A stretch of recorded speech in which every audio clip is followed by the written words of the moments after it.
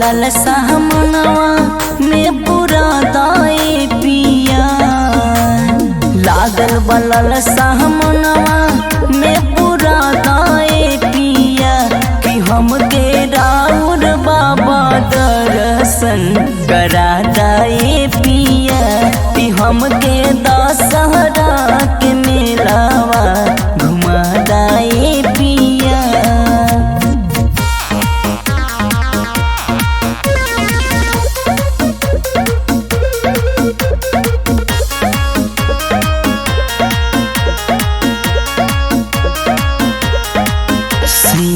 चाचा वाला पेड़ा बाटे मशहूर हो। पोड़ई के चाट छोला खाएम जरूर हो, खाएम जरूर हो। शिवा चाचा वाला पेड़ा बाटे मशहूर हो।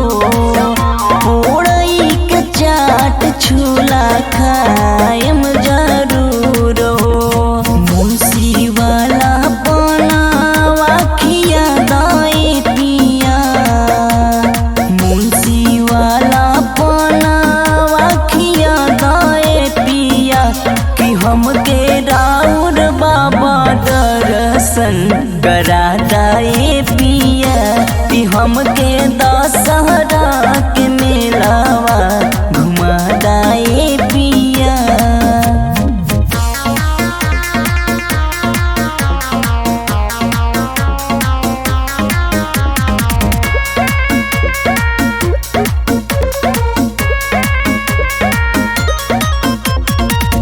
देवरा शुभम संघवा जाली देवरानियो।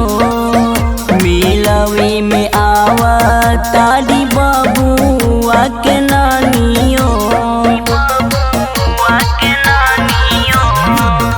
देवरा शुभम संघवा जाली देवरानियो। मिलवे में आवा तारी बबुआ के नानियो। अनिल दीवाना चाउमीन चल के चिखा दाए पिया। अनिल दीवाना चल के दर्शन करा दाए पिया कि हमके राउर बाबा दर्शन करा दाए पिया कि हमके दशहरा के मेलावा